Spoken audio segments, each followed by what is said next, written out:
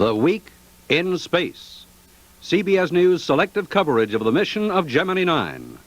Now the docking in space of Gemini 9 and its target vehicle.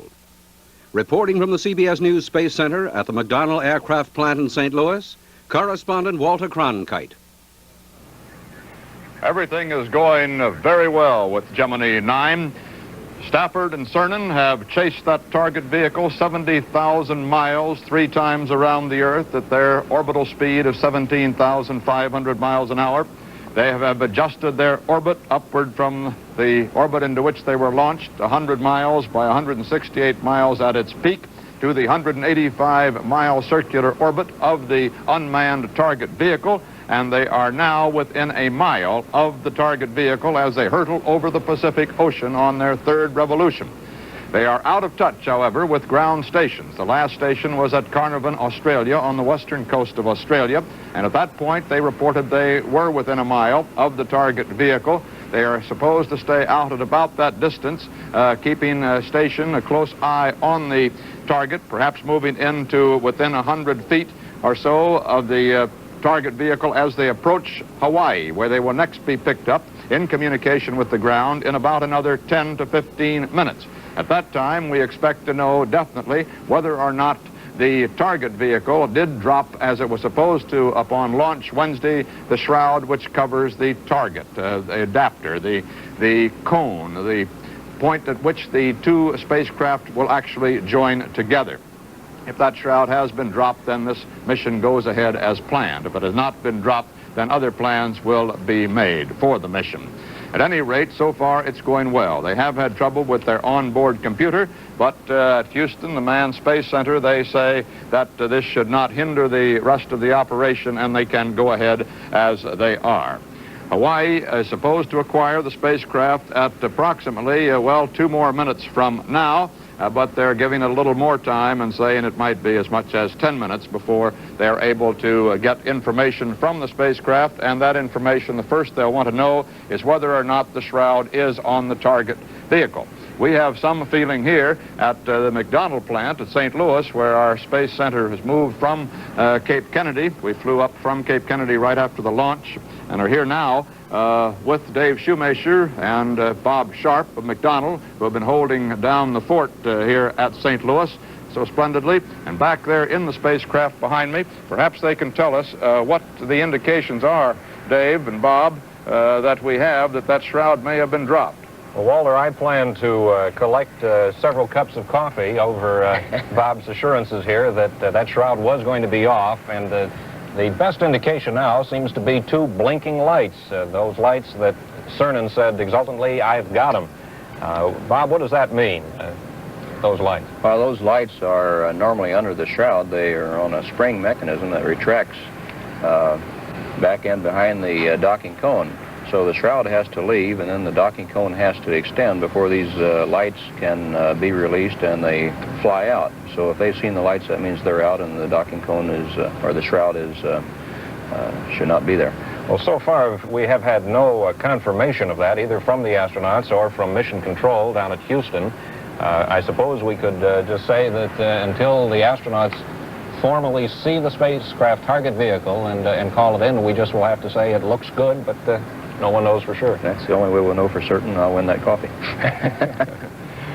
All right, gentlemen, as you fly along in our simulator here at St. Louis, and as we saw just a moment ago, the view that the astronauts will be getting from the spacecraft of the target vehicle, if that shroud is off, we are waiting for word from the spacecraft itself somewhere over the Pacific as soon as it gets in touch with Hawaii as to whether that shroud is on or off. CBS News color coverage, the Gemini 9. A mission will continue in a moment.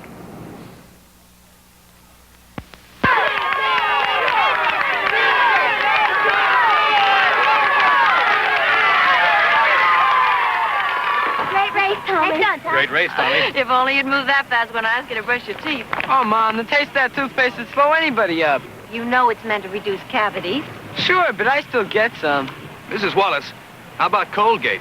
It not only tastes good, but test after test proves it really fights cavities. Why, in one test, dental scientists compared Colgate's Gardol formula with the best-known fluoride. Their report, published in the Journal of the American Society of Dentistry for Children, confirmed Colgate unsurpassed in reducing new cavities. Why, that means no toothpaste was found better for Tommy than Colgate. Right. And Colgate helps stop bad breath. Well, Tommy, it looks like we're a one-toothpaste family again. Colgate, the largest selling anti-cavity toothpaste in the world. Back here at our CBS News Space Center, now established at McDonald Plant in St. Louis, from which we expect to cover the rendezvous, possibly the docking of the Gemini 9 with its unmanned target vehicle, and late tomorrow morning, the walk of Eugene Cernan in space. 2.5-hour walk he is expected to make. We're still waiting from word from Hawaii that they have acquired the spacecraft as it comes over Hawaii, across the Pacific, and hope to get word then that the shroud has been dropped. Let's go to Al Chop, the voice of Mission Control. Okay, it's 3 or 4 degrees per second.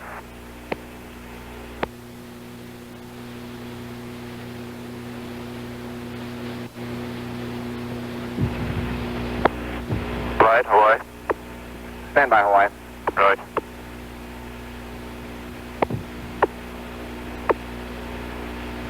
Hawaii, Capcom, Houston flight. Go flight. Roger. Will you ask the crew if they think cycling the target docking adapter? 58% fuel remaining, and we're station keeping out here between 10 and 30 feet north. Roger, copy. Roger, Gary. Try back again. Ask the crew if they think cycling the target docking adapter from unrigidized to rigidized might help break it loose. Roger, copy, flight. Say again, 79. Roger, it appears that the basic rate is enrolled.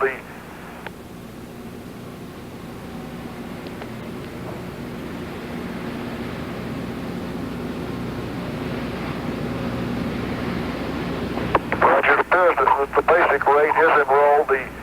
The body axis right now is nearly horizontal.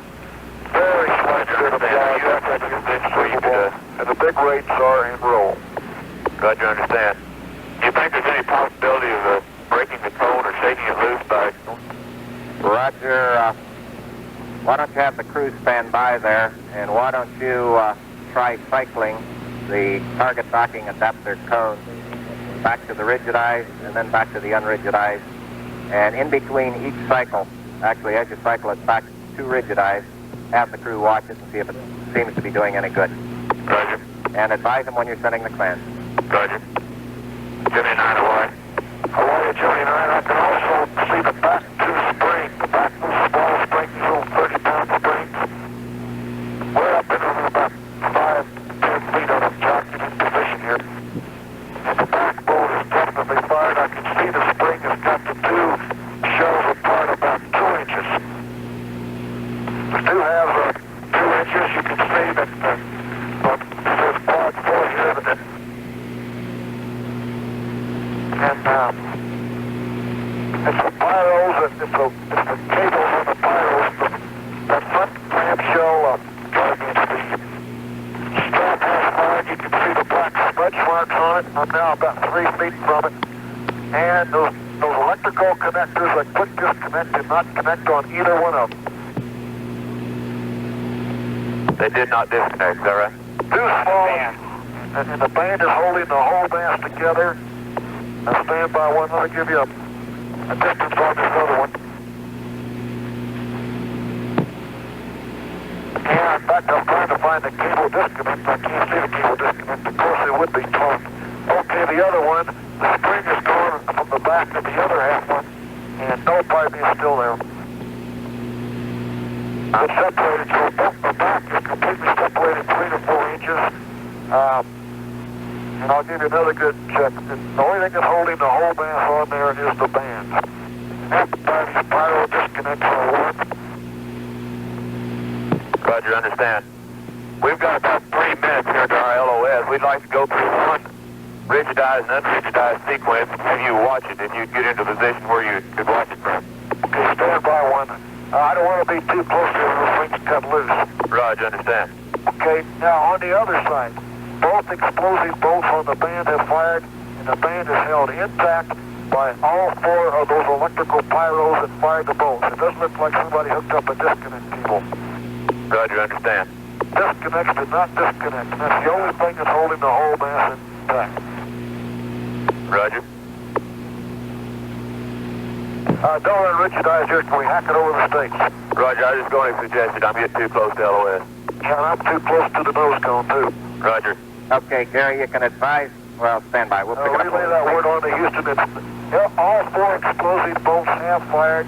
It is basically free from the APDA, but just barely held on by those 4 little pyro wires there. Roger. Pyro wires on the strap are disconnected. Roger, understand. And we have 58% old steel remaining. Roger. It looks like an angry alligator out here rotating around. I can imagine. Hawaii, Capcom, Houston flight. Go flight. Roger. Ask the crew if they could be set up for the standby. Where the Houston Lincoln Station kept here quite a while, and also we had a suggestion that we might put out our docking bar and go up and tap it. Roger. Stand by. All right. Say again, flight. I've got a counter proposal. Ask them, tell them we're going to continue working on their description, and we'll cycle the adapter, and we'll pick them up over the States here. Okay, very good. Houston wants to wait, take a look at it, and try docking the adapter over the States. We'll get back in the same position. Again, all 4 explosive bolts have fired. It's basically 3 of them have been kind of resting on it.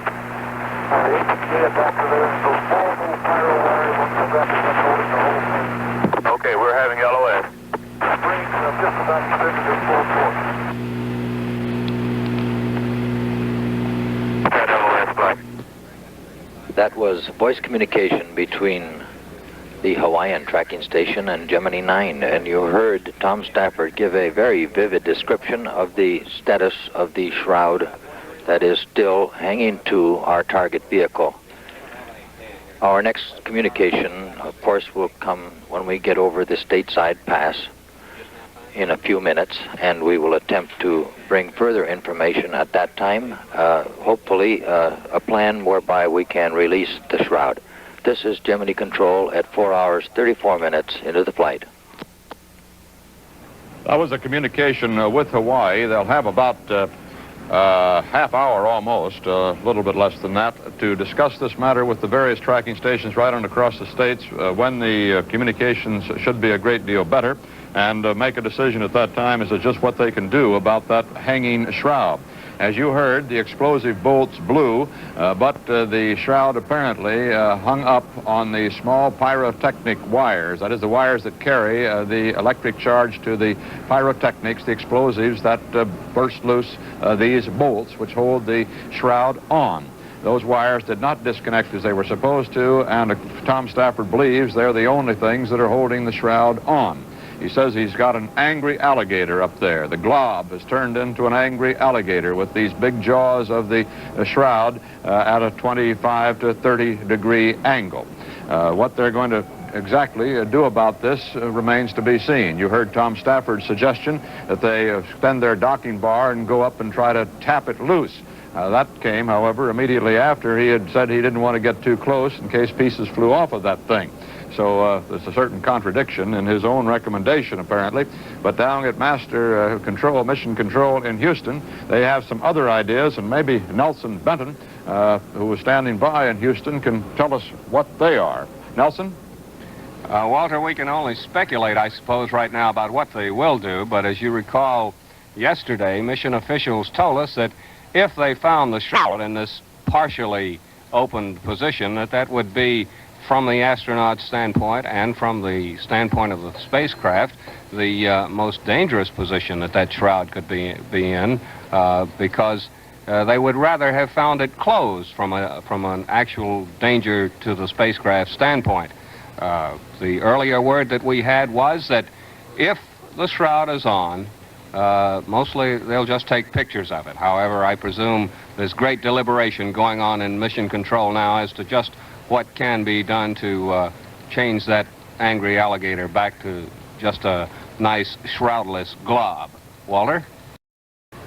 One thing should be pointed out, that while they are hurtling through space at 17,500 miles an hour, if that shroud comes loose, it doesn't come flying back like the hood of your automobile would if you were driving along a highway and it came loose and were buffeted by a 60-mile-an-hour wind. That shroud would float right along with the rest of them at that 17,500 miles an hour.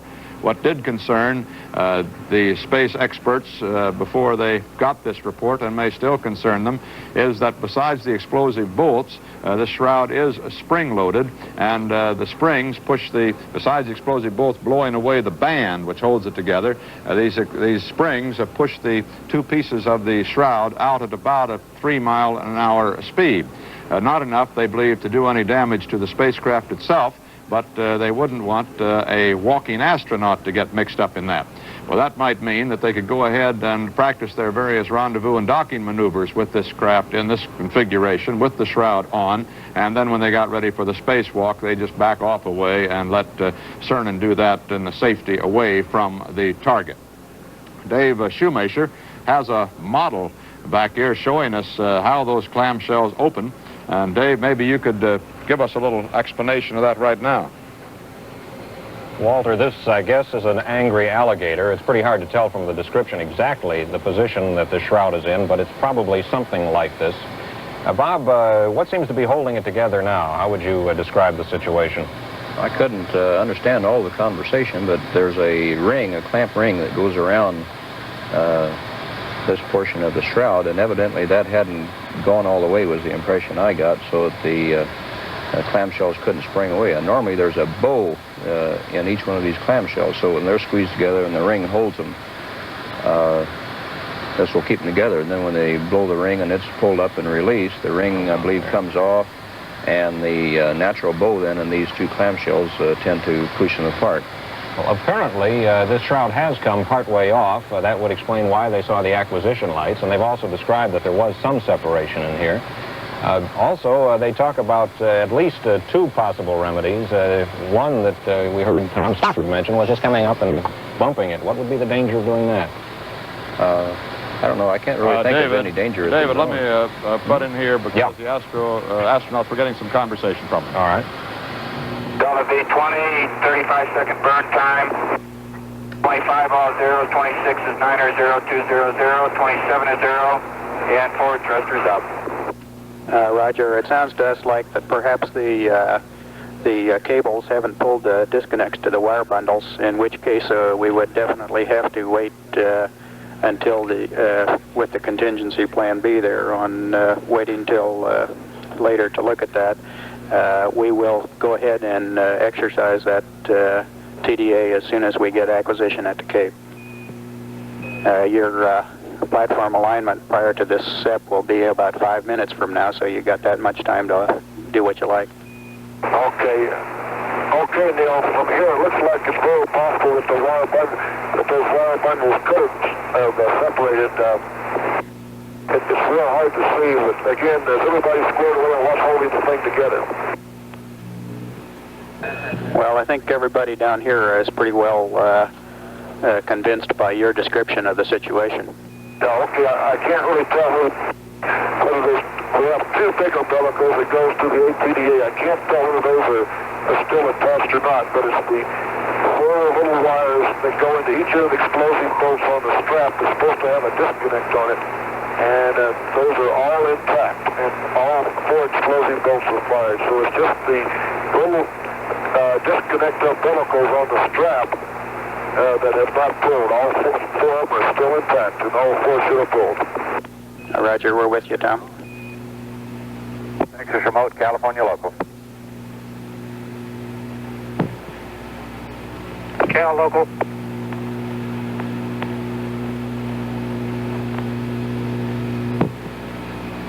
We'll probably get some more of that conversation shortly. That's the Guaymas station, Lower California, that was relaying that communication through Mission Control in Houston, and it's being played back from Mission Control to us on a 15-second delay basis. That is, you actually hear it 15 seconds after they hear it in Houston.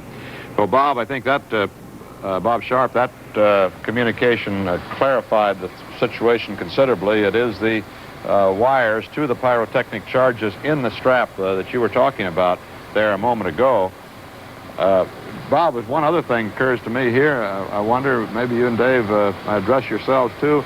With that clamshell partially opened in that fashion, that shroud, is there any possibility that it could buffet the docking adapter itself and cause any difficulty? I mean, it could cause any damage to the docking ring?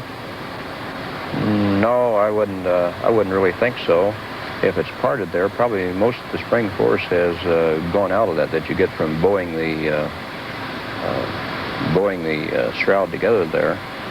I don't see how it could damage the adapter. That's a pretty tough hunk of stuff. It's made to take a whole spacecraft impacting off at some oddball angles that are around 1.5 feet per second.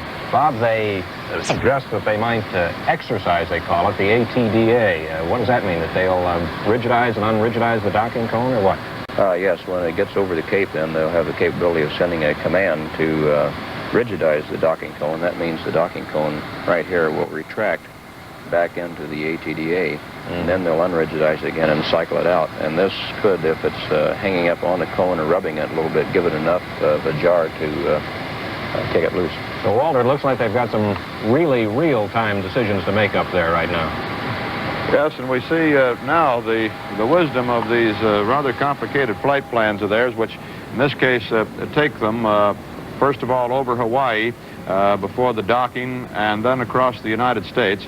This gives them the opportunity, which they now have, for some clear communications, discussion between the astronauts and the ground station and the experts there at Mission Control. Here's more of the conversation from the astronauts. Okay, and then how long will it take you to get in position for platform align as soon as this is over? Oh, not too long. Okay, we're going to be running out of alignment time here.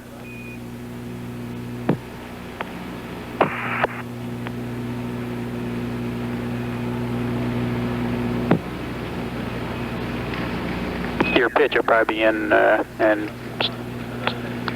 about 5 minutes or so, so we'll have probably a little shorter alignment time. Will be okay. Okay, I'm getting in position now. Gotcha.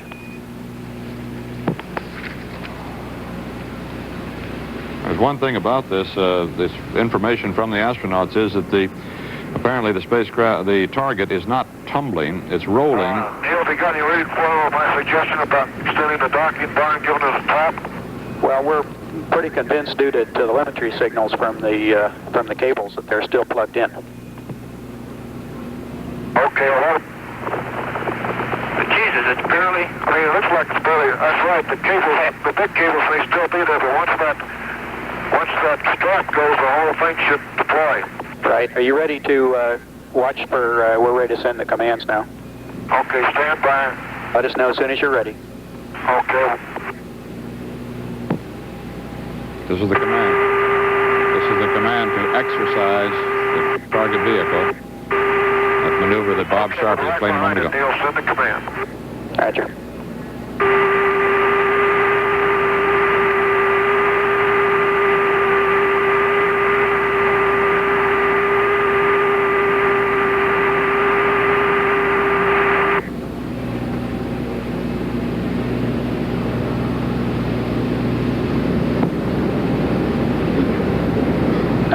Okay, rigidizing now. Oh, it's moving. It's moving all around. You rigidized the clamshell. The alligator jaws came close slightly. Roger.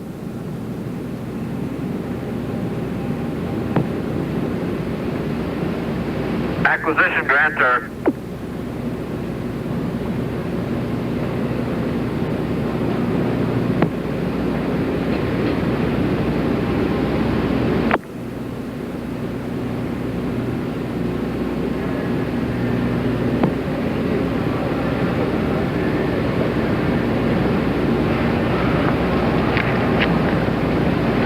Okay, unrigidized. Hey, the whole mass rotates about 15 degrees on it. Okay, that's pretty good signal then. We'll plan on going ahead with a separation burn at this point. Okay, Neil. I'm in position, start aligning.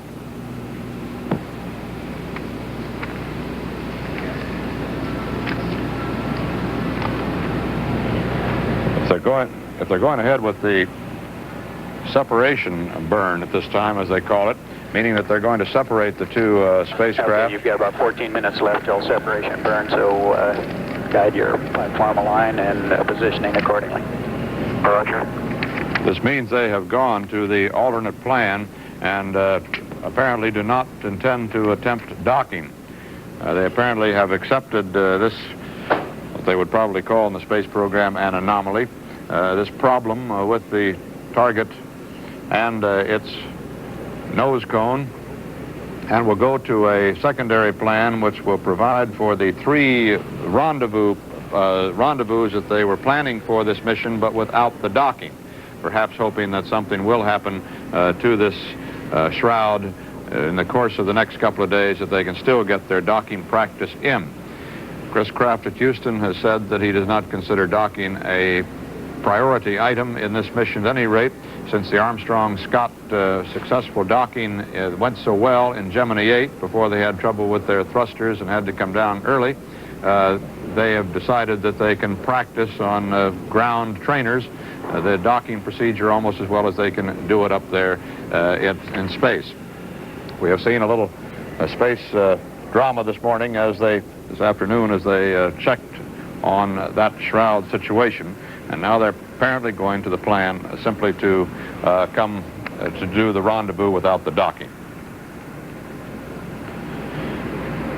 And that's the status of the Gemini 9 mission at this moment.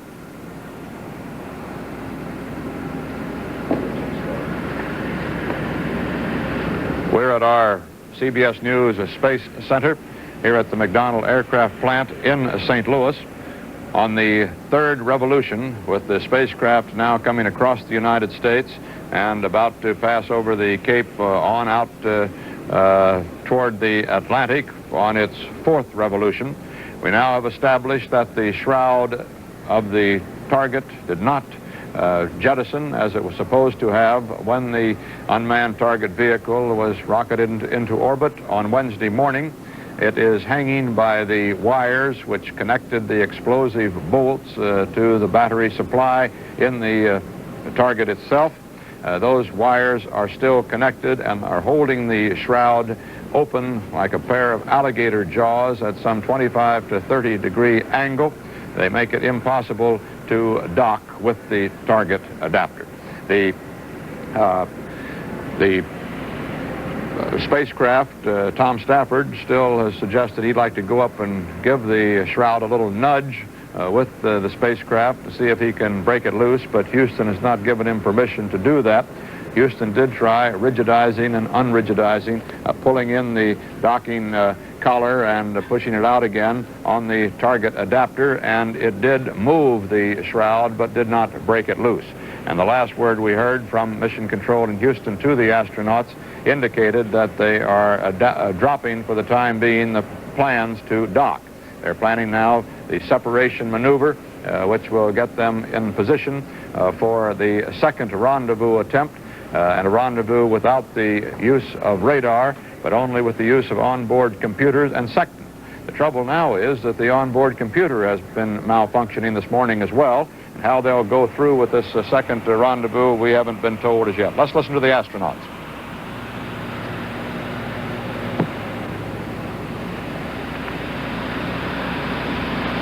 I gather there was a communication. We'll listen because they're coming in and out occasionally as Houston talks to them.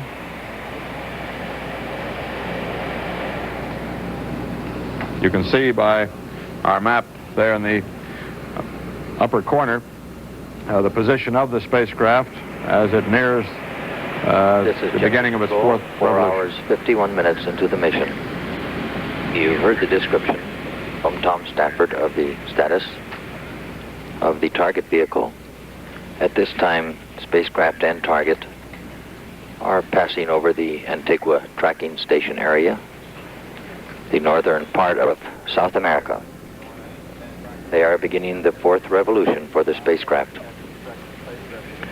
Tom Stafford has aligned his platform, moving into position for the Equa-period re-rendezvous, the burn for which will start at 5:01 elapsed time.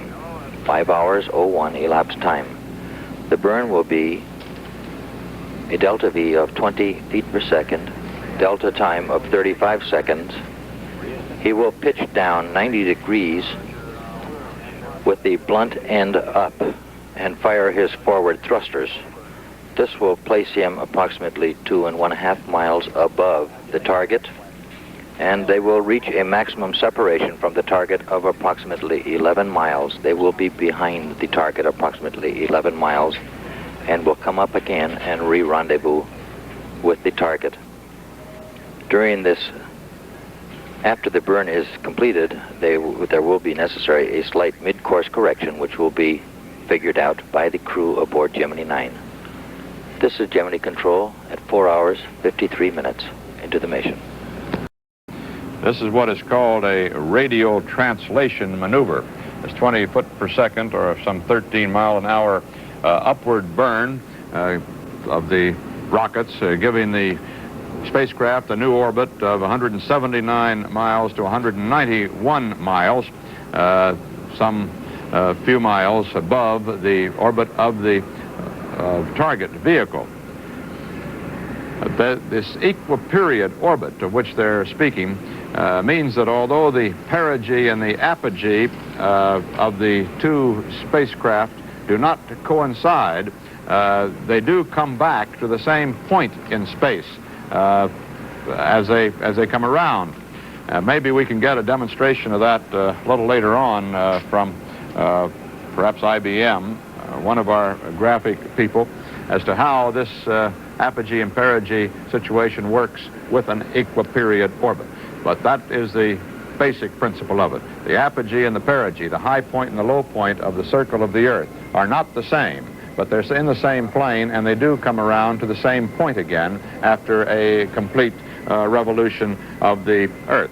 That is the intention of this maneuver. When they come around on the next time after this separation and come back in range, then at that point the spacecraft is going to attempt to make rendezvous by simply the use of the onboard computer, if it is working at that point, or information sent from the ground as to the location of the two spacecraft, and a sextant. Jack Siegel is at the IBM console in New York and can demonstrate that equa-period rendezvous for us. Jack? Walter, maybe this computer demonstration, computer graphics, will give an idea of what we're talking about. Here we've greatly distorted the orbit around the Earth to get our point across easier, the Gemini and the target vehicle. Now let's show what the Gemini is doing first. When they talk of a radial burn, they are pitching down 90 degrees to point directly at the center of the Earth. If you ran a radius from the center of the Earth out, the Gemini is pointing right down, then they are thrusting away from the Earth. So really, Walter, they're not adding thrust either forward or aft in their flight. What they're doing is adding thrust to change the shape of their orbit. Now, this is greatly exaggerated. I believe the actual figure, Walter, is 13 miles, the furthest distance that they will be apart, but during the revolution around the Earth. But in this, you'll see they've changed. However, they will still go around the Earth in the same rough amount of time.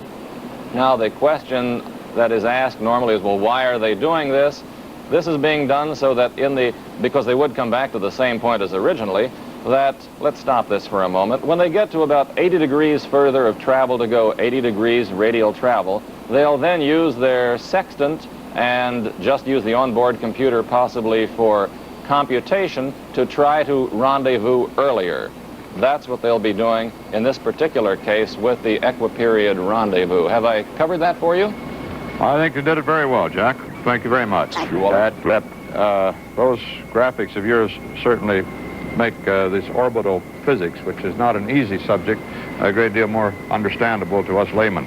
That rendezvous will take place then in about an hour and a half from the separation burn, that radio translation, as they call it. Translation is the word they use for motion out of plane or in plane, but motion in a specific direction out of that in which they're moving. That burn of the rockets is supposed to come now in about 3 minutes, and then the rendezvous would come in an hour and a half after that. Now, under this new plan that they have designed in Houston for this contingency, which now has developed, that the shroud is still hanging on the target, and that rendezvous, the docking, therefore, is impossible. And we see a simulation here of the situation which pertains out there now with this real alligator, as Tom Stafford calls it up there. They will do their 3 rendezvous maneuvers. They have done the original rendezvous on the 3rd orbit. It was a perfect rendezvous. Their launch was exactly on time, as it had to be, to make it a perfect rendezvous. They conducted all of their changes in orbit exactly as planned, and they met the target vehicle exactly as planned, only to be disappointed to find that that shroud is still there. Now, they'll do this other rendezvous, which will come in about an hour and a half, and then they'll do a 3rd rendezvous very early tomorrow morning, just before Eugene Cernan's 2.5-hour spacewalk. And now let's listen to Al Chop, the voice of Gemini Mission Control. At 4 hours, 58 minutes into the mission. Gemini 9 is beginning its 4th revolution, our target on its 34th revolution. Both vehicles are passing over the northern part of South America at this time. We have a report that the pressure and temperature readings obtained from the AMU, Astronaut Maneuvering Unit, during the boost phase and while it is in orbit indicate that conditions of the hydrogen peroxide fuel very closely approximate those that pertained on the pad prior to launch. Current readings are pressure 90 pounds psi and temperature 77 degrees. Captain John Donahue, Air Force project officer for the AMU experiment, remarked that the unit appears to be in excellent condition. This is Gemini Control at 4 hours, 59 minutes into the flight. News selective coverage of the mission of Gemini 9. Now the start of astronaut Gene Cernan's 2.5-hour walk in space. Reporting from the CBS News Space Center at the McDonnell Aircraft Plant in St. Louis, correspondent Walter Cronkite. Good morning, and everything is going well for Eugene Cernan's walk in space. The longest man has yet attempted, only the 3rd time a man has stepped out of a spacecraft into the void of space and floated independent of the machine that took him there. Eugene Cernan is scheduled to step out of that Gemini 9 spacecraft out over Hawaii in about 5 minutes from now.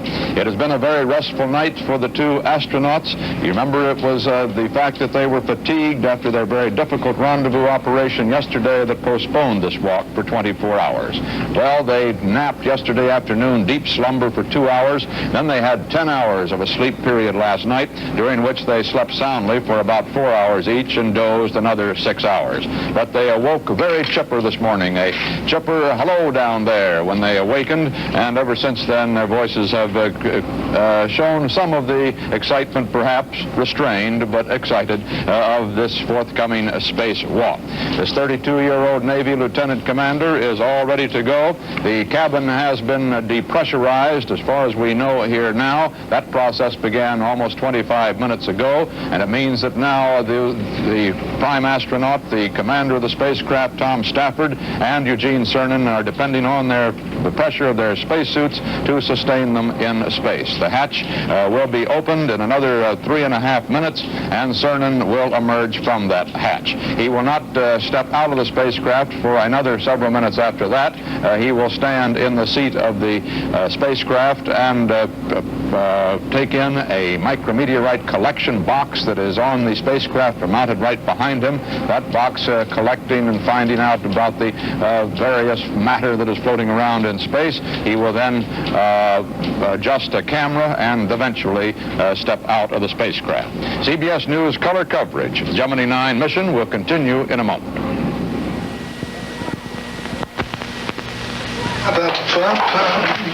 Well, what do you know? Don Juan's back in town.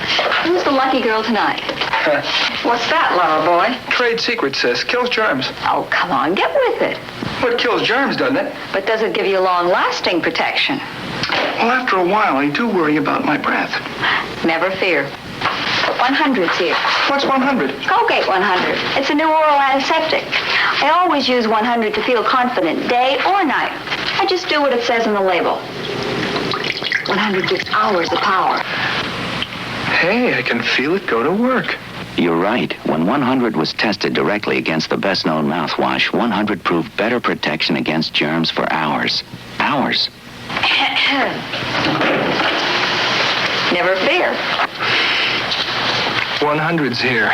Always use 100 to feel confident, day or night. New Colgate 100. Let's listen to a recording from the Pacific being played back from Houston.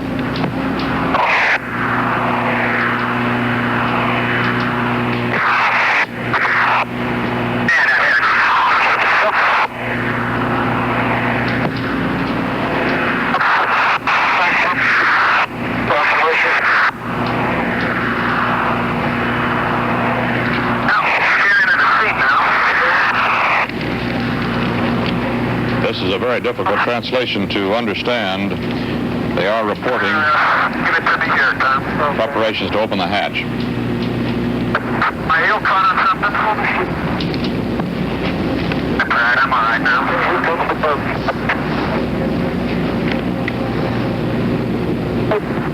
Man, look at hallelujah. Boy, is that beautiful out there, Tom. I grab my Hasselblad, I take a picture of that. Okay. I can't turn around fast enough. Okay. Okay. Let me see how these hatch forces are. Okay. Now, trying to grab a hold of it. They'll be all right, I guess. On the back of the boat. Now, I'm not trying to install it. The handrail in the back is out. No bad, but I may be able to get this one. Oh, I got that one. She's out. Good pressure. Can't see it. It's too dark out.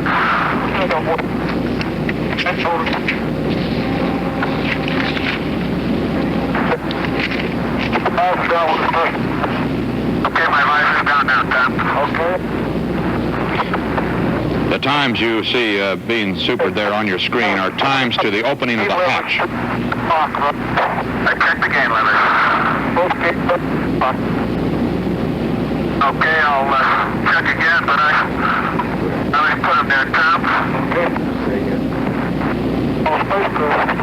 Stand by, wait a minute, let me check these. There go.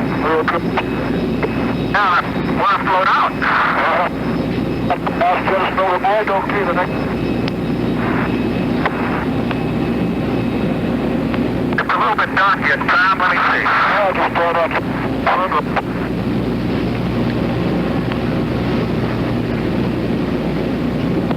I got a hold at about 3.9 right now. Okay, I'm up. And I'm in medium flow and very comfortable. Real good. Make sure you go.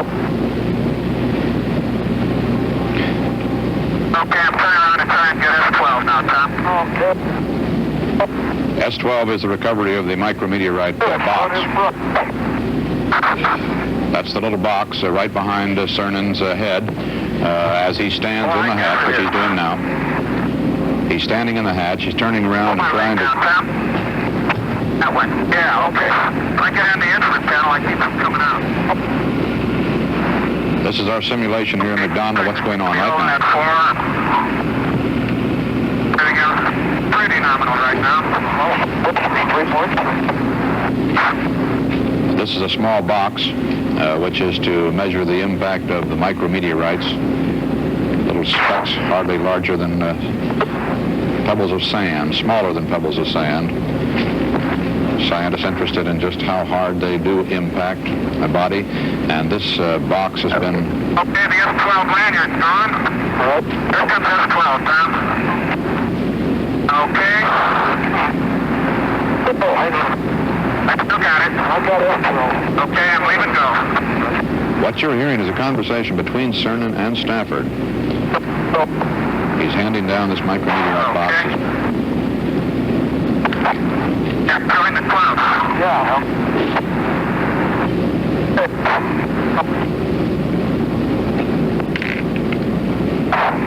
Play the handrail.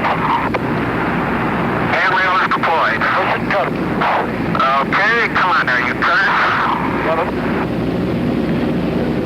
Deployment of the handrail, a handrail which comes out, extends from the spacecraft that he can hold on to as he maneuvers around the spacecraft. Okay. This is from Mission Control Houston of Cernan's heartbeat, the determining factor as to how much of this workload he can carry in space. Come all the way back to that handrail. Yep. Says a long way to that handrail. Now he's attaching the camera, which will face forward, as you see there. That head you see in the screen there is that of flight surgeon Charles Berry. Yep, you better hold it, Colonel. Leave you.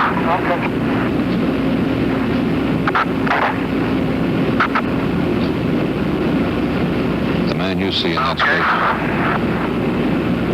Man you see in that spacesuit is Miles McClure, Donald engineer. There to get empty things to the handrail so far back. I think...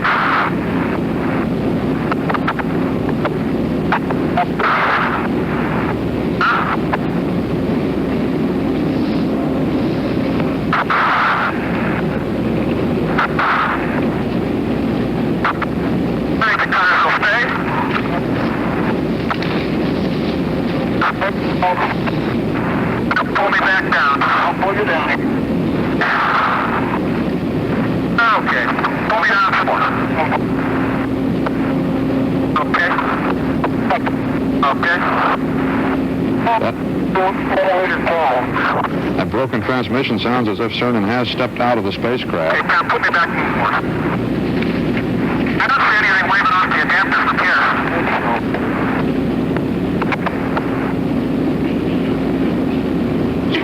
Telling Stafford to hold me down, which I assume would be holding the umbilical down and keeping it completely free. Okay, let me try to double. Okay. At the camera, now let me check the settings again, Tom. 6 frames per second, 200, and F16, huh?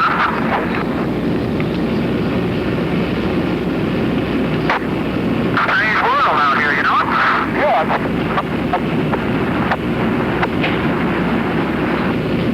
You're listening to the conversation between Cernan, floating in space now, outside of his capsule. That's nearly as we can get to my indication, and with our simulation here, of course, he's talking back to Stafford, and that radio command link. Actually, I had it in, but it wouldn't snap down. Okay. Actually, it's a link along that tether line you see there, 25 feet of umbilical cord. That contains the life support system and communications link from the spacecraft life support system out through that chest pack. Down, Tom. Down. Copy down.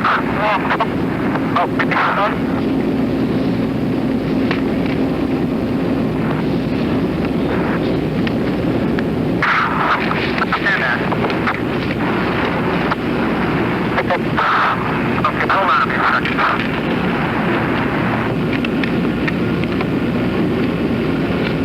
Well, we haven't been able to clearly determine it from the rather garbled conversation we're hearing, we're listening in on between Cernan and Stafford. At this point, he should be attaching that tether out there so it won't float too far free and it won't tangle. But it's in. Okay, Tom, let me turn around before I pull that leg down.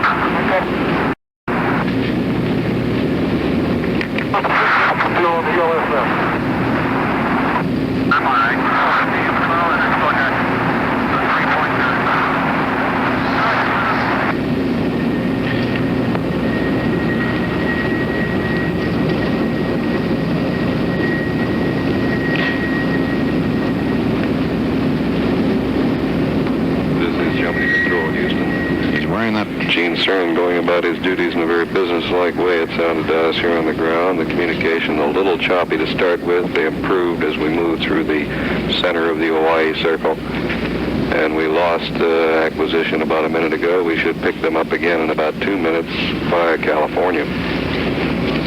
At 49 hours and 26 minutes elapsed time, Gene did retrieve the S-12 micrometeorite impact emulsion dish. He also deployed the handrails about 2 minutes later. And he noted it was quite a distance back to the handrail. He seemed to have a little trouble setting up his EVA 16mm camera. And now we have reacquired via California. Let's go back to the spacecraft. Okay, let me take a breather here, Tom. We should have steady transmission and good transmission. The heel has just wants to ride up in my face. Everything I think goes up. Houston standing by. We should have pretty good transmission now for the next 20 minutes until they lose the signal again over Antigua.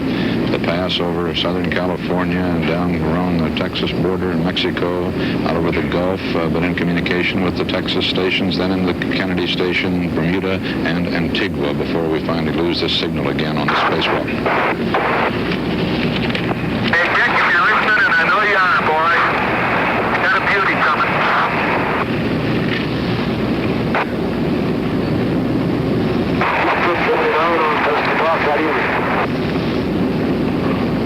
We're reading you loud and fairly clear, Tom.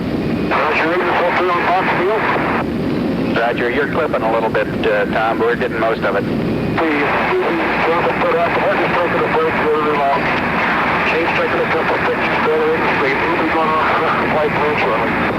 Very good.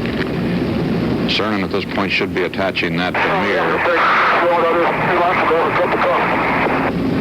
Okay.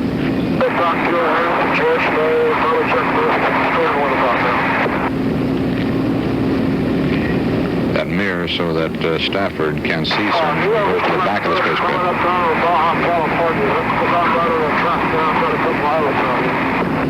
Yeah, that's right, Tom. You're hearing mission control in Houston speaking directly. Feels real good in that ELSF. Temperatures are good, food pressures are holding real good. Houston, roger. Mission control talking to Command Pilot Tom Stafford, who says that Cernan's chest pack's working well.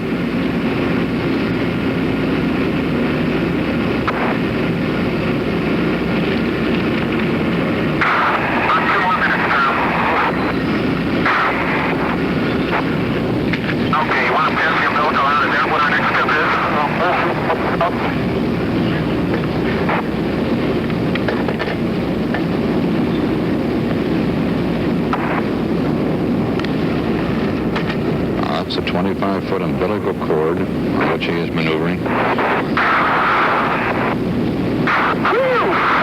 He is not... We're coming right over LA, I think. I can see Edwards, and I can see the island.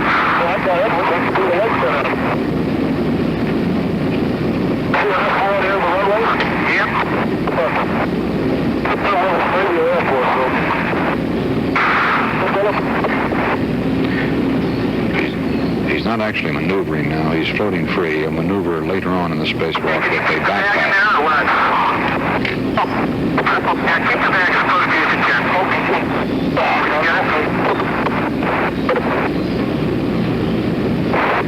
I suppose you heard Cernan say you can see Edwards Air Force Base below him, see the islands off the coast of California. His first comment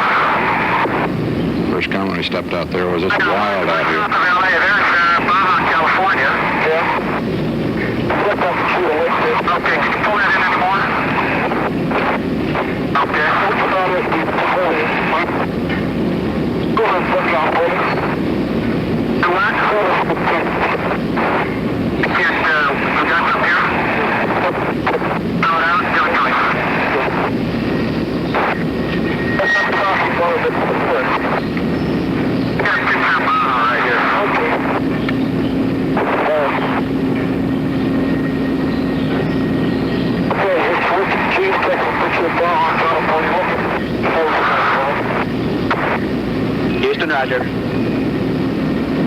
That chest pack he's wearing weighs some 42 pounds. It can circulate through his ear. Yeah, you are here.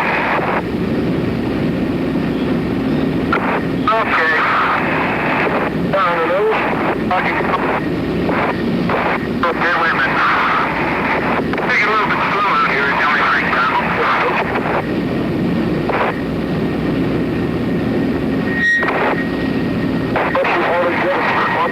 Yeah, mine's holding good.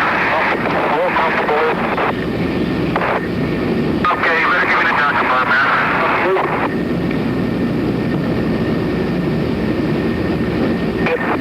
All right, here, I'll switch it.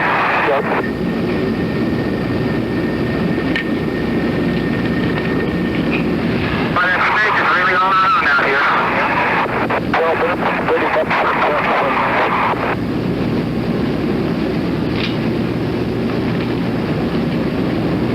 Okay, I'm gonna see if I can get out of here, Tom.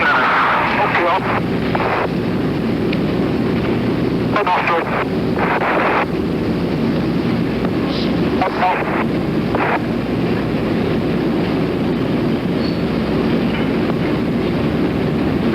Go down for it, Dad.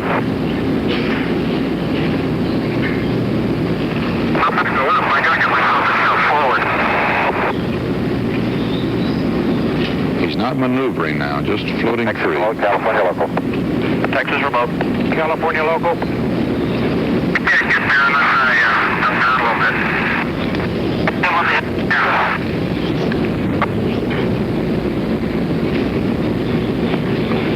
Okay, here we go now. It's Dr. Barry closely watching those heart rates. Here we go now. Let's go stuck you. Hey.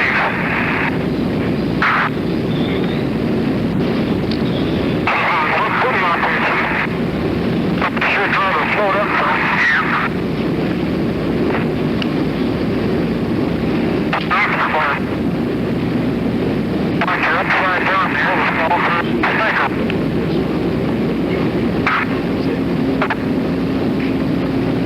Okay, if I can get over here and take a picture, man. Yeah, so it's really hard to get any talking with one hand. Yeah.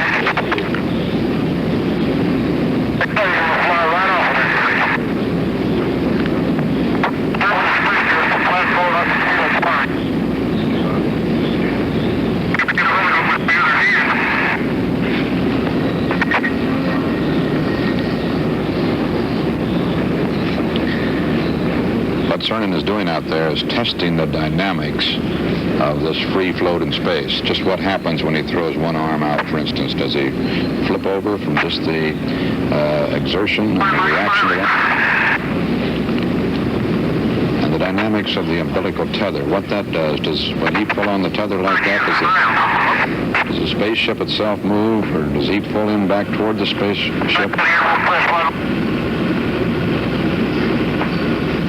How much attitude control of the spacecraft is necessary?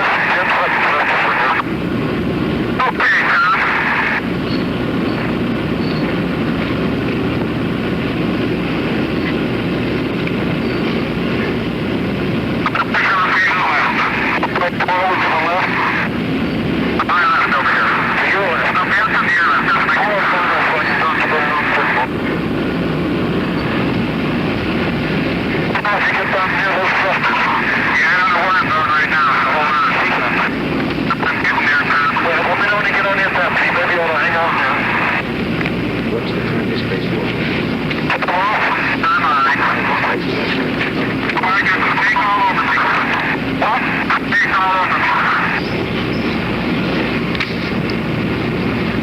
Yeah, got it.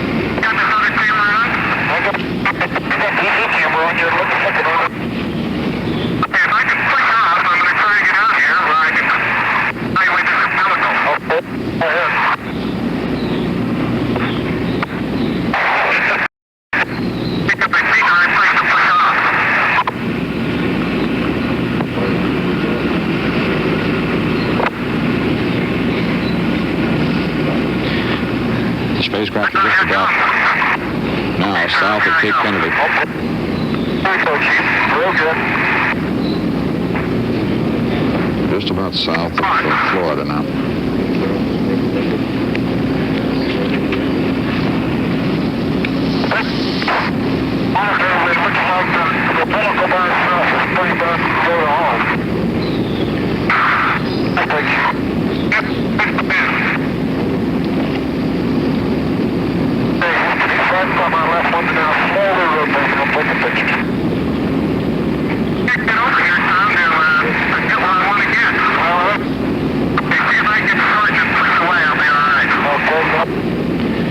Cernan now holds the record for the walk in space. He has exceeded that of Ed White, who walked just 1 year and 2 days ago for 20 minutes.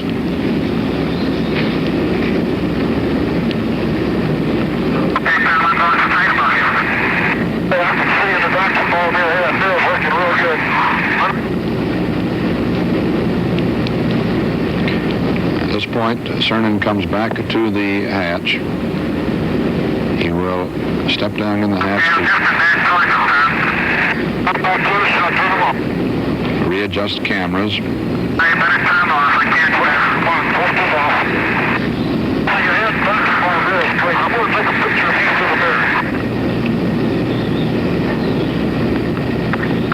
And then he will emerge from the hatch about 5 minutes after that. He goes into the hatch. He's scheduled to go in there in about 14 minutes from now.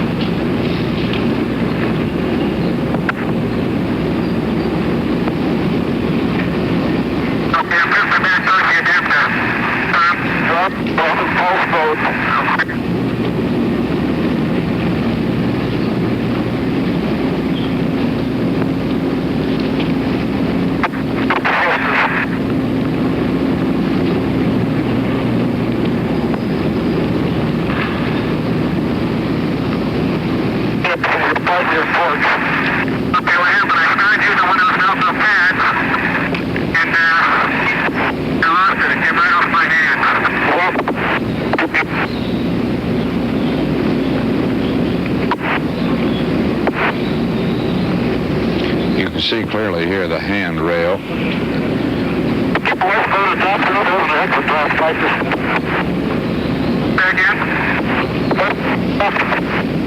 I can for a little bit. I want to evaluate these hand pads if I can.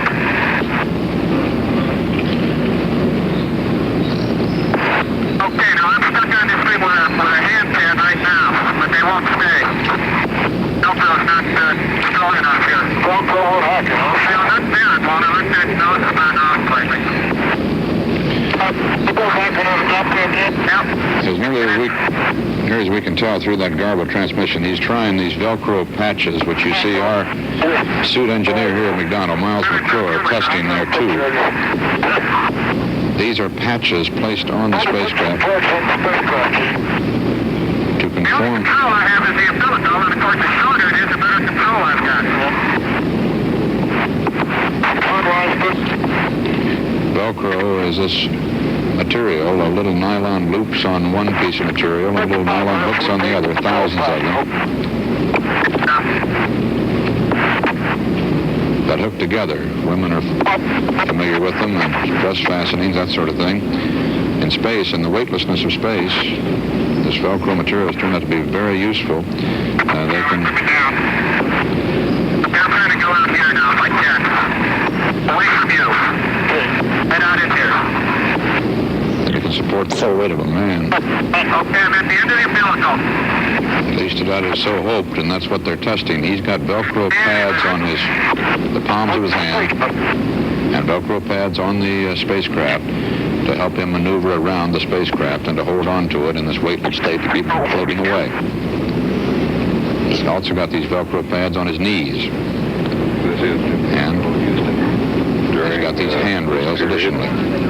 Cernan's suit pressure has run a very consistent 3.7 pounds.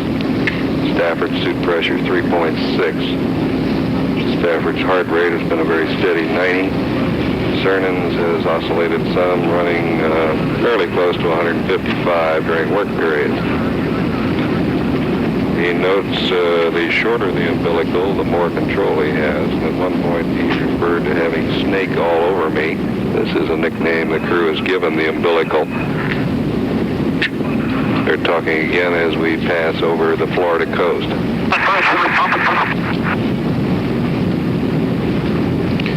Cernan's heart rate at 155, just about what Dr. Berry expected. If it goes to 170 and holds at that length of time, Berry will become concerned.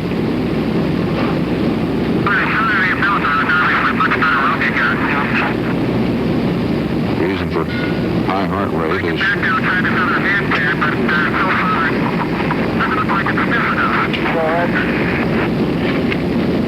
the high heart rate, partly excitement, partly exertion.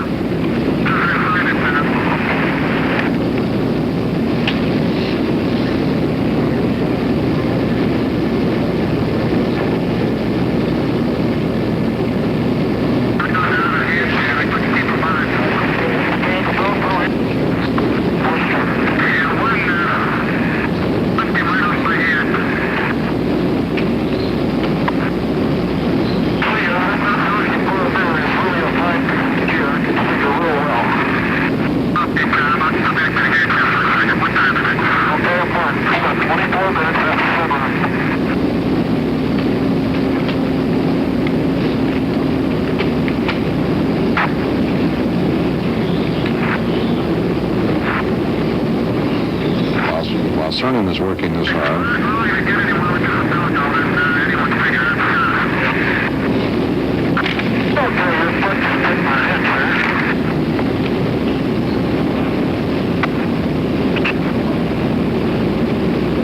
While Cernan's working this hard, so is Stafford.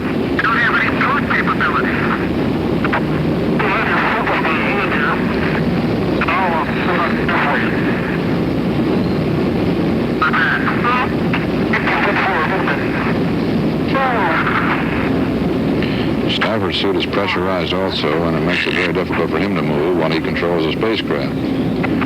It is exertion against this pressurized suit, which one of the reasons the heart rates go up.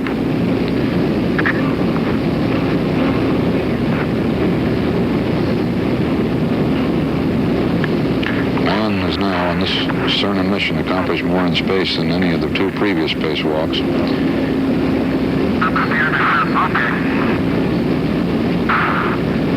Performed a couple of useful functions in the placing of the camera, the recovery of the micrometeoroid experiment, the placing of the docking adapter mirror. He now is testing this Velcro and handrail means for moving around the outside of the spacecraft. We're still with you, Tom.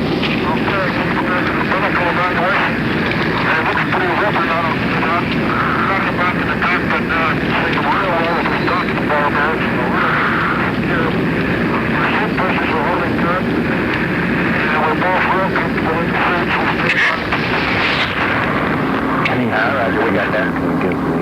I can use This is Gemini Control, Houston. The crew seems to be following very closely the flight plan sketched out for you about an hour ago. Cernan is back in the area of the cockpit, and they're about ready to change the camera film.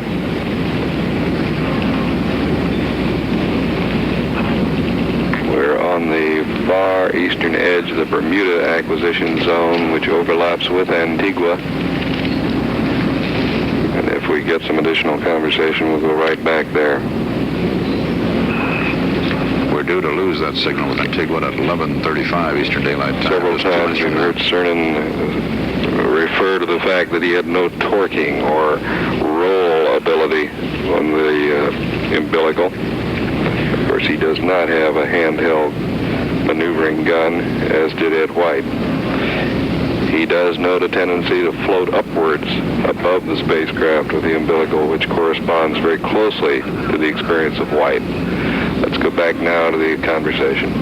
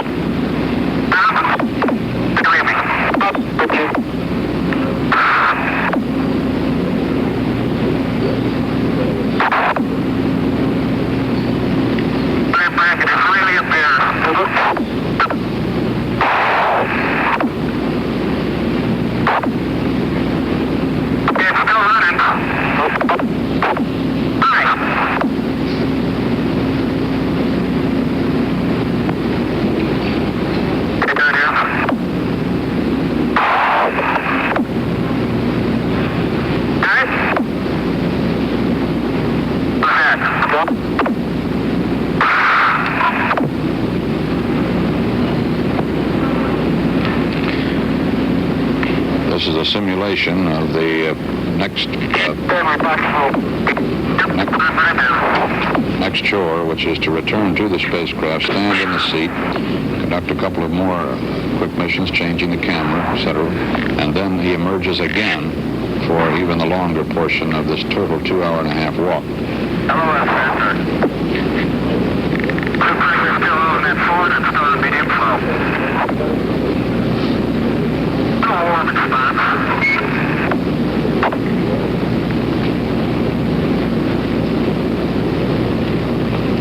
Stafford monitoring his instruments, controlling the attitude of the spacecraft. He warned Cernan at one point, stay away from the thrusters of the spacecraft, which come out at about 1,200 degrees Fahrenheit Gemini 9, at the nozzle. Check on that primary tank pressure now. Bump it up.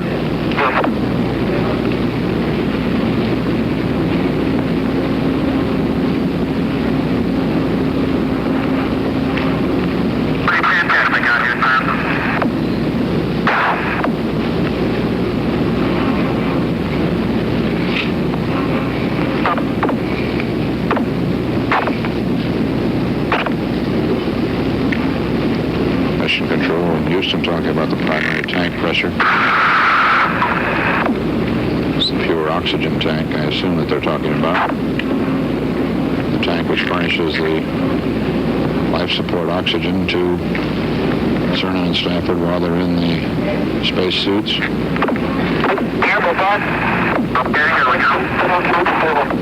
Houston approaching LOS. LOS is loss of signal, and that comes at Antigua, over Antigua. It should be coming just about now. At that point, there will be about 6 minutes in which there will be no communication with the spacecraft. They'll be out of the touch of the ground stations. The next ground station will be Ascension Island out in the mid-Atlantic.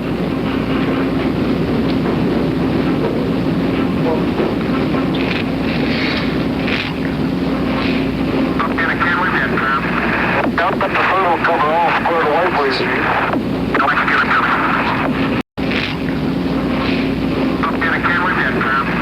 Dump up the photo cover all squared away, please.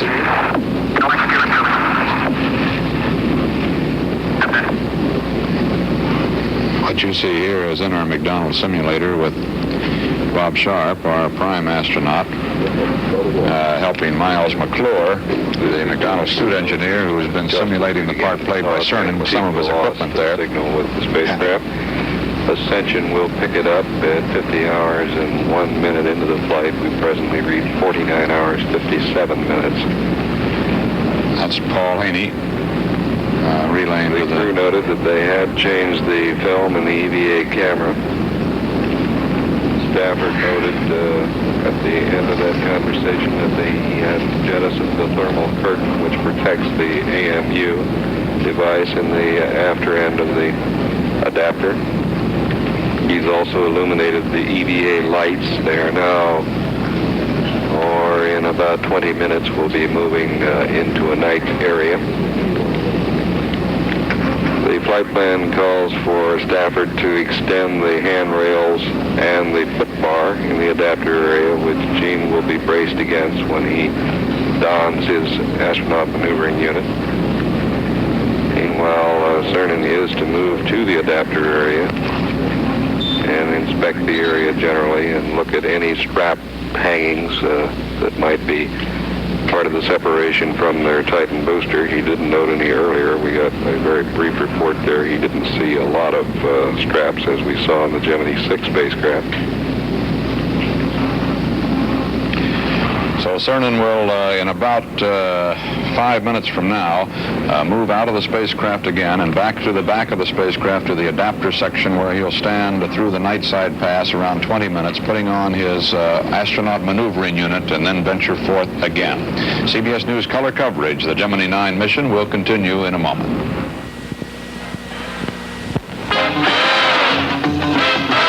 Come on! Help fight that bad guy, boredom. Life can be great in an Olds 88. Terrific trio. Rich in looks. Get this 88. Delta 88. Fabulous fabrics. And a body. Beautiful. That just won't quit. And look. Dynamic 88. Style?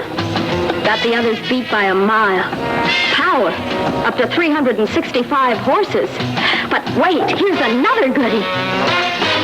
Jet Star 88. Big car room. Rollicking rocket action. Yet price down low for extra savings. So, get a man-sized deal from your Olds dealer. The man who has everything for you.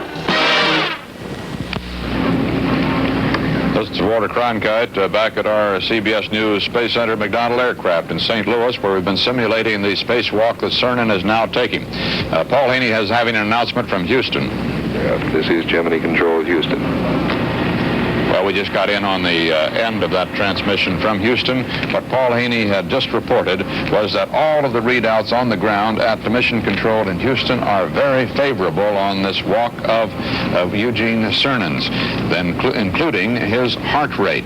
While it went up to 155 at one point toward the end of the first part of the walk, after some 20 minutes, it had dropped down to 125, way below what they had anticipated. And they're very happy with that. As they say, the surgeons say, he is adapting very well to spacewalking.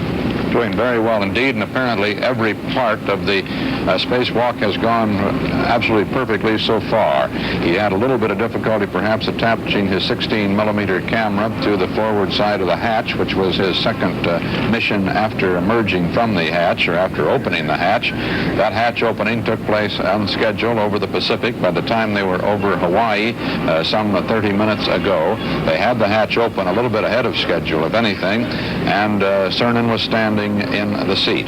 He turned around and recovered a small box, which was a micrometeorite collection box. It had been activated during the sleep periods from inside the spacecraft for the last 2 days, and it was to measure the impact of these tiny specks, some almost invisible, of the micrometeorites that are floating in space. How many of them are there, and how dangerous are they to man in space? At this moment, they're back in touch in Ascension Island, and let's listen in.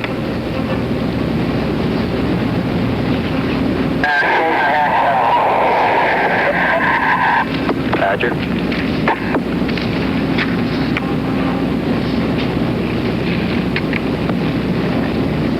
Tom, can you see whether the tape recorder power circuit breaker is on or off on the right console?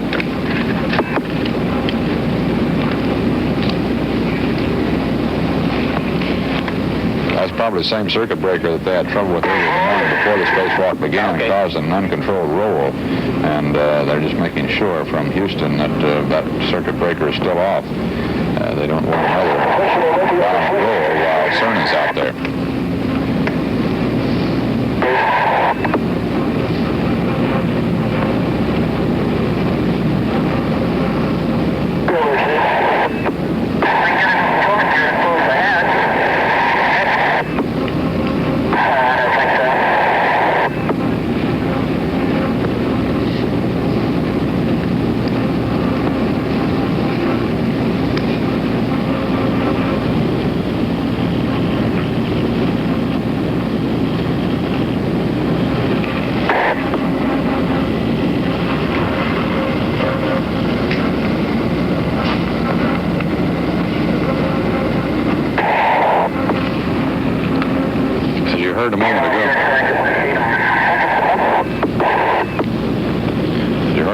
ago, they have jettisoned the cover around the astronaut maneuvering unit. That's this 166-pound backpack that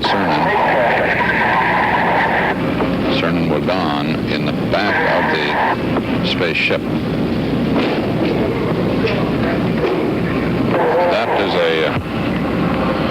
That was a malfunction here at our McDonald's simulation, not something that happened in space. Our hatch flew open.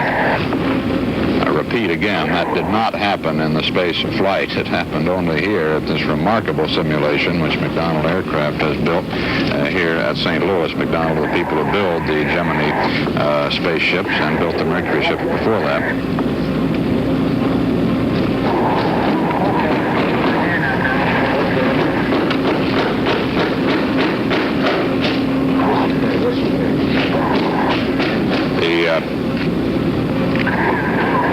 Point in the space flight itself, Cernan should be leaving the hatch again.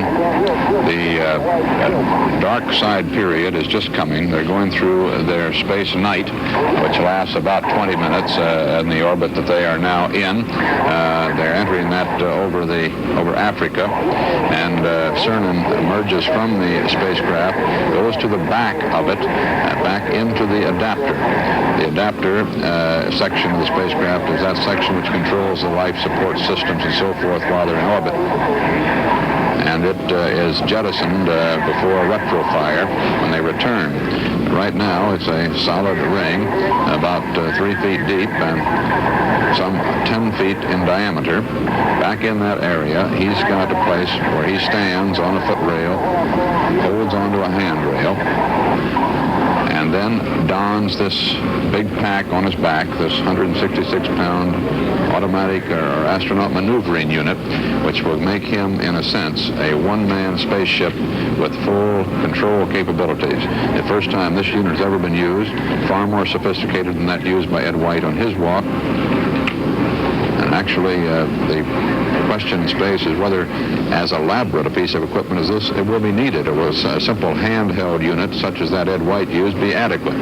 They won't know that until they've tested this and other units on this and the next 3 scheduled Gemini spacewalks. The next one of those to come up in July, on July 18th, is the present schedule. Cernan should be at this moment, although we are not getting very clear transmissions,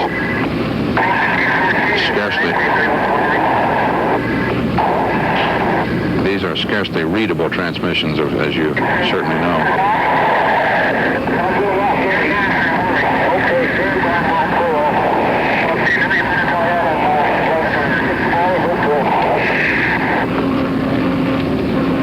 These are still the transmissions between Cernan and Stafford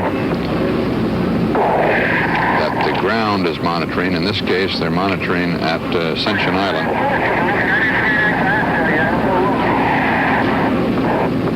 And that transmission being relayed back to Cape Kennedy and to Houston and eventually to us. And it is not very readable.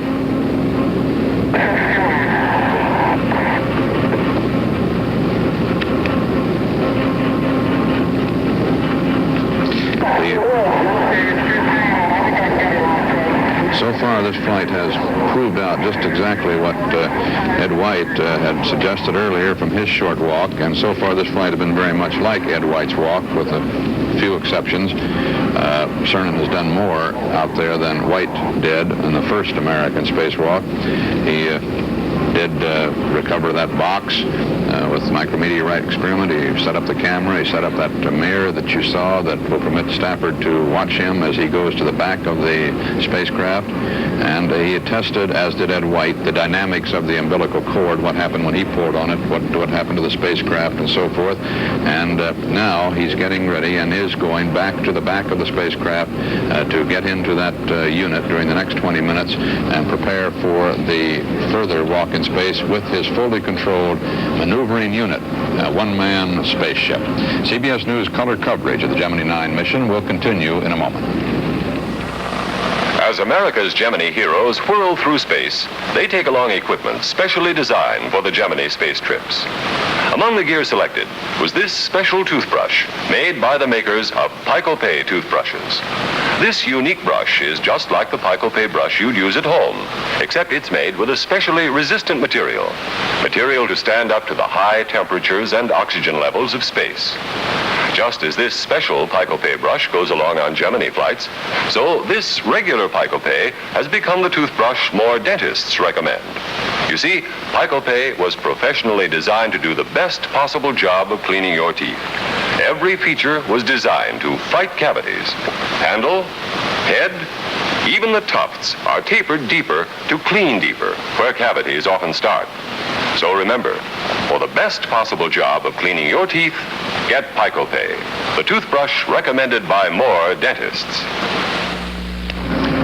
In Houston, Paul Haney is briefing us on what they were able to pick up out of the Ascension pack. Ensuring that the bars are in place, the foot rails and the handrails. And he will check his reaction control system handles very carefully on the AMU before moving on with the flight plan. We presently read 50 hours and 10 minutes. The crew has consistently stayed right with the flight plan as written. We expect sunset to occur in the Pretoria area at 50 hours and 16 minutes into the flight, at which point Cernan is to enter the adapter area. Our next acquisition is slated for 50 hours and 13 minutes through Pretoria, South Africa, and followed by an acquisition at Tananarive at 50 hours, 18 minutes. It is unlikely that we would have any voice communication coming back to Pretoria. I think it'll be a ground monitor only situation. This is Gemini Control, Houston. What Paul Haney was I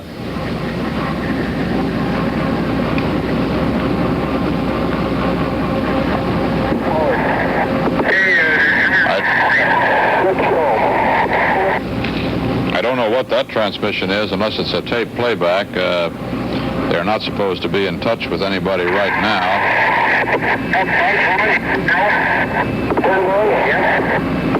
That may be the end of the Ascension Island pass.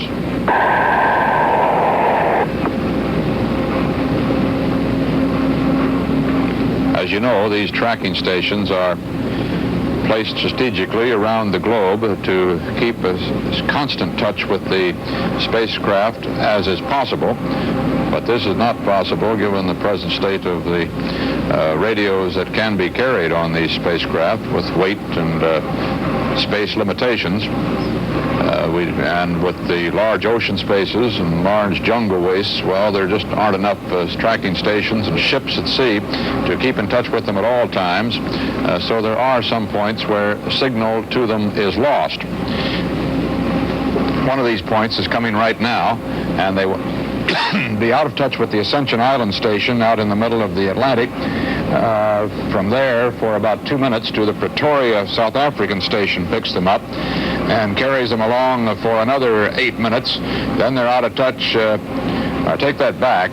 Pretoria and Tananarive station out in the Malagasy Republic, they overlap, and there will be constant communication with them from about 11:53 Eastern Daylight Time to 12:06.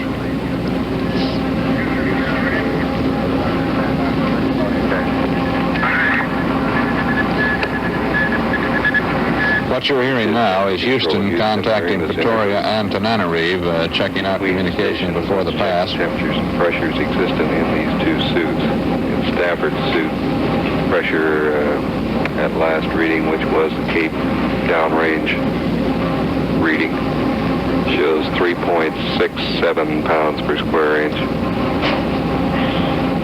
In the right suit, the Cernan suit, the temperature is running 54.7 degrees. the pressure 3.73 degrees.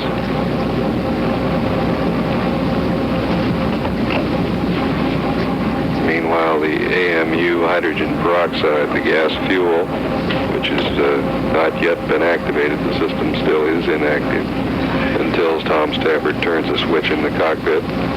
That reading shows a very steady 85, which it has run since the beginning of the flight. The peroxide temperature is 71 degrees. This is Gemini Control at Houston. This is the first attempt to assess the value of this hydrogen peroxide in a small unit such as this astronaut maneuvering unit, and there is a constant monitoring of the pressure and temperature of that hydrogen peroxide. The substance, very much like ladies use to blondine their hair, used to at any rate. It now is being used as a jet fuel. It turns to steam and can be used as thrusters for the spacecraft, for the astronaut maneuvering unit. And now let's go down to Nelson Benton at Mission Control Center. He can give us a report on the Cernan and Stafford families on this eventful Sunday morning. Nelson? Walter, there's a great deal of concentration going on in Mission Control about the EVA, the extravehicular activity, and of course at the homes near Mission Control, the homes of Tom Stafford and Gene Cernan, there's a great deal of concentration.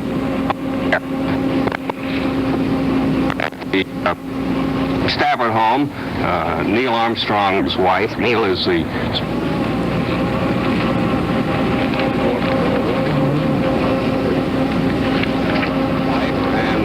small child of astronaut Roger Chaffee are there. However, not everybody's concentrating on the flight. The last report we had from the Cernan home is that little 3-year-old Tracy is not watching, is not listening. She's in the backyard swinging. Walter?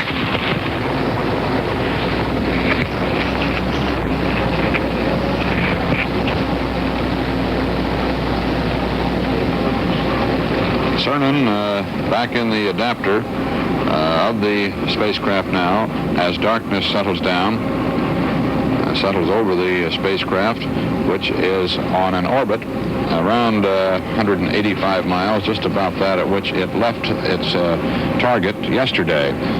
The orbit has a 181 degree apogee, 185 degree, or perigee rather, 185 degree apogee. The target, which still has that shroud on it, which prevented the docking part of this operation, is about 145 miles back of the spacecraft now, as they're over Africa, approaching the coast of Africa. And Cernan, in the dark, is checking out with lights that are provided back in the adapter section, that adapter and the astronaut maneuvering unit. That 166-pound pack he'll be putting on his back. He sort of sits in that pack and has full maneuvering capability with it. That is, pitch, roll, yaw, forward, back, out of plane translations. That is, out of the present orbit, if he so desires. He's not going to do anything like that today, of course.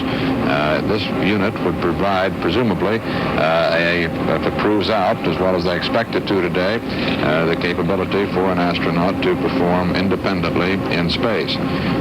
The astronauts themselves would love to try that, and they just might get a chance on later Gemini missions.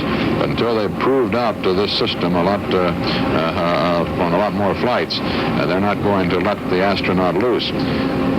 Cernan will be at the end of a 125-foot long nylon line, which does not have any capability to carry oxygen or communications to him, but is simply a safety cable, in effect, to keep him from floating away from the spacecraft.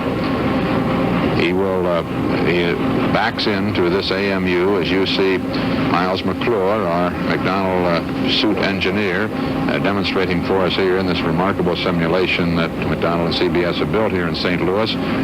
He will then, as he emerges from that short while, move move up on the back of the spacecraft and will then move forward.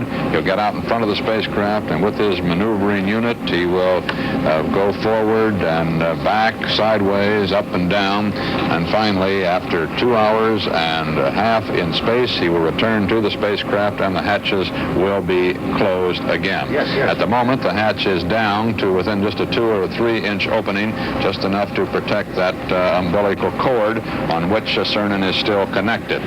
He will incidentally not be using that umbilical as we suggested when he gets out on the end of that nylon rope in another 20 or 30 minutes. We'll be standing by here at CBS News Space Center, McDonnell Aircraft, ready to report as developments warrant, and we'll be back to report to the final phase of Eugene Cernan's walk in space at approximately 1:30 p.m. Eastern Daylight Time. Walter Cronkite, CBS News. The Week in Space, CBS News selective coverage of the mission of Gemini 9. Next, a report on the conclusion of the walk in space, when CBS News coverage resumes at 1:30 p.m. Eastern Daylight Time.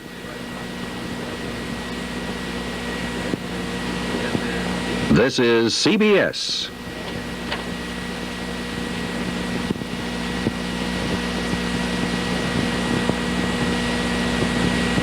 The communications between Cernan and Stafford were not adequate. A loud gargle is the way Stafford called them, for them to safely let Cernan depend on that communications link alone. Also, Cernan's been having great difficulty with his visor. It's frozen up, frosted over, and he would not be able to see out there in space.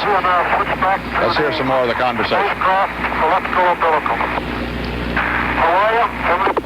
Duty 9 away. Let's give it a no-go for the AMU. The pilot's marked up completely. The AMU transmitter is garbled. I can barely read it. The attitude controller arm will not install to the proper position. And I wanted to switch back to the spacecraft elliptical umbilical. Okay, we have that. Roger, and we concur in the no-go. You have to expend 4 to 5 times more energy than what we had at 0 in 1G, what we experienced at 0G in the airplane. Roger, understand, and Houston agrees with the no-go. All right, sir. All right, sir. Stafford reporting also that it take 4 to 5 times more energy, 4 to 5 times more work for Cernan to get that AMU unit working. Listen again. Hawaii, Capcom, Houston flight. Go flight. Roger, if you get a chance, you could ask him to turn around and see if he can get some sunlight into the adapter area. He said that he was attempting to get the sunlight on him now. Okay, fine. With the sunlight on him, they...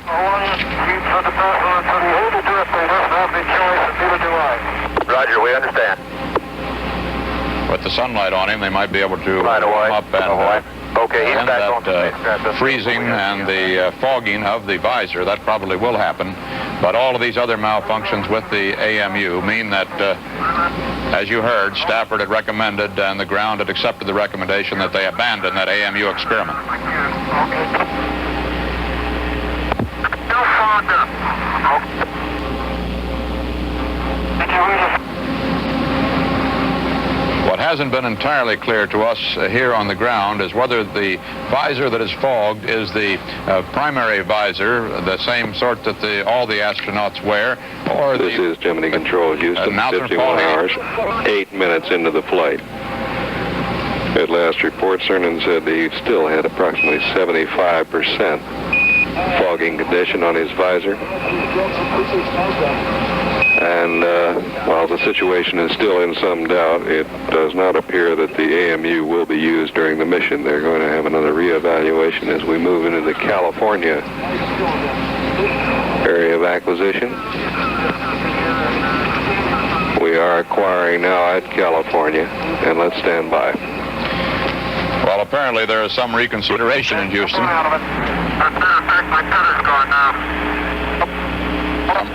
Some reevaluations last 5 minutes. At 12:44 Eastern Daylight Time, they said no go for the AMU. Now they're reconsidering. Hawaii is LOS. Roger, Hawaii. They lose lose contact now with the... Sorry about that AMU. Yep, not bad. Suppose you talked over you. Maybe take it slower. I could hang around again if I could have seen. Now let us know when you just get on fog change. Okay, Houston, the state's up pretty high overhead and Gene is still fogged over. Not even... Roger, we're reading you loud and clear now, Tom. Okay. We call it quits that AMU, but we had no choice. Roger, we concur. We're getting these constant concurrences from Houston for a no-go for the astronaut maneuvering unit, but Paul Haney still says they're considering the matter, and it does not appear they're going to conduct the AMU experiment. So, Paul, about 50% fogged over. Roger, Houston, did you get this? I got it. Apparently that fogging is disappearing now. They're down to 50% fog. Think you're going to fog when you take it off once. If you do, we'll back it off. How much time we got to go to nighttime? Oh, we got a little particle. Okay, I'm on iPhone and staying fogged right now.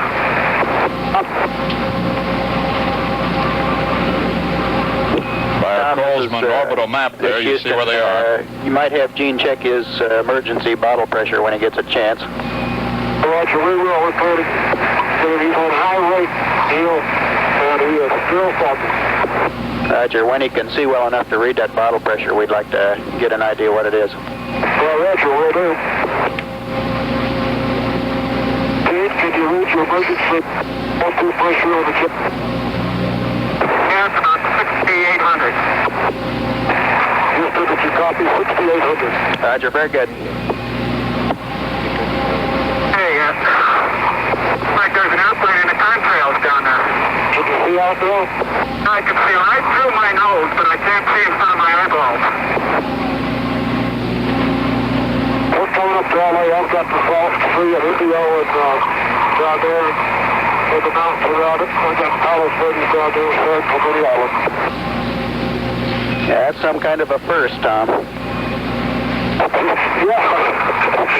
Hey, Tom, what's that guy doing with the Texas Texas license out there on the California highway? Which one you talking? Which freeway? The Golden? Yeah, that motorcycle. Oh, the Golden State Freeway. Yeah. Apparently they're not... Okay, Gene, how much can you see out now? Okay, I got my left eye, I can see through, and I can see my nose, the whole right side, and the extreme left side are still fogged. Okay, Houston, he could just see through his nose and one little hole in his left eye. And I can see in the mirror, he's pretty well fogged over to about 60 to 70% of his exposure. Roger, Tom, and we're copying Gene pretty good, too. Okay. This fogging means that Rex Cernan's wearing a shutter out there. You can see very little around it. A little rest down. Fact, we'll be passing right over also, Joe. Presumably what they're going to do is wait for the heat of the daytime pass over the United States to try to dissipate that fog. Houston, we and want to confirm that the AMU decision made by Stafford was no-go. We've canceled the AMU experiment. Cernan is back on the spacecraft, electrical power and oxygen. And at the present time, he's taking a little rest as the spacecraft moves across the New Mexico area.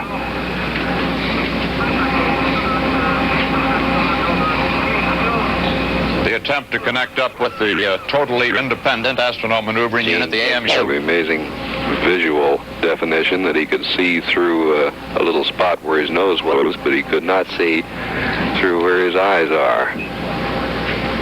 But apparently, as to demonstrate that his vision wasn't completely obscured, he asked why that motorcycle or car down there on a California freeway had a Texas license plate, injecting some levity into the situation, which I suppose is needed at this point. We're showing 51 hours, 14 minutes into the flight here, and we expect the Texas station to acquire momentarily. Cernan is, in effect, as if you were seeing your automobile, and the windshield and the windows were all fogged up with a little bit of crack down about where the radiator cover is. This is about what he can see out through his visor. Tell everyone down there that's concerned, I'm so sorry about this. Houston, Tom, tell them we're not concerned a bit.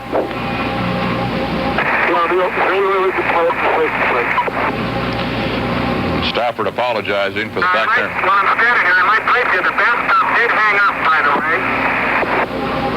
One arm rail was deployed, the foot rail was deployed. The foot arm rail and with the umbilical cord was deployed. They were hung up with the bathtub. I was able to get back there without any problem. I saw it was just hanging loose. And I spun the bathtub loose. The arm rail came out, the umbilical cord came out, so I was squared away. I had the starboard EVA light back there, and I had one pen light. I think one of the problems was that just before sunset, up at my bath must have got well over 100 degrees because it was really hot. And right after it got cool, my visor started up, and I could just fire the thing with the fog visor, but I just couldn't see enough of what I was trying to get at, and then the visor fogged completely over. Tom, we copy. And I'm still about, I guess about 40% fog right now in high flow. That's Cernan speaking, of course. It's just about clear here. Clouds are pretty high. There's Stafford's voice again. Okay, Roger, Houston, ready to meet this stand here now. Pressure game's still fog. It's around 4. Okay, one thing. How about getting the doctor to this truck? It's really bad at first. You want that out of there? Yeah, we want it out of there. Okay, I'll go up and get it. Texas Road, California local. Texas Road.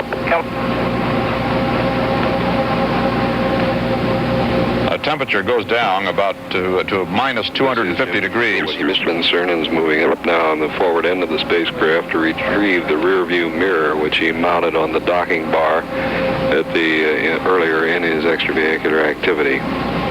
We have no firm estimate yet on just when Gene will return to the spacecraft. We would expect it to come perhaps 5 to 10 minutes now.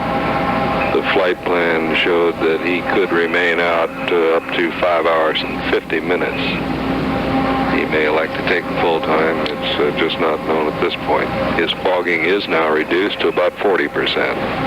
Let's go back for additional conversation.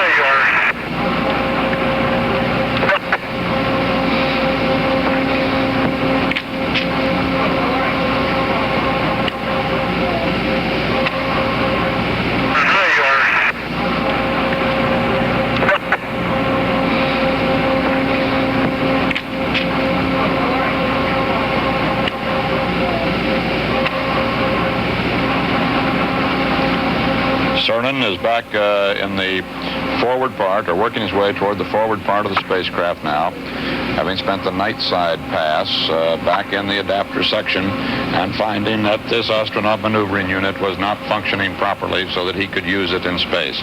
Another disappointment for the flight of Gemini 9. This $1 million unit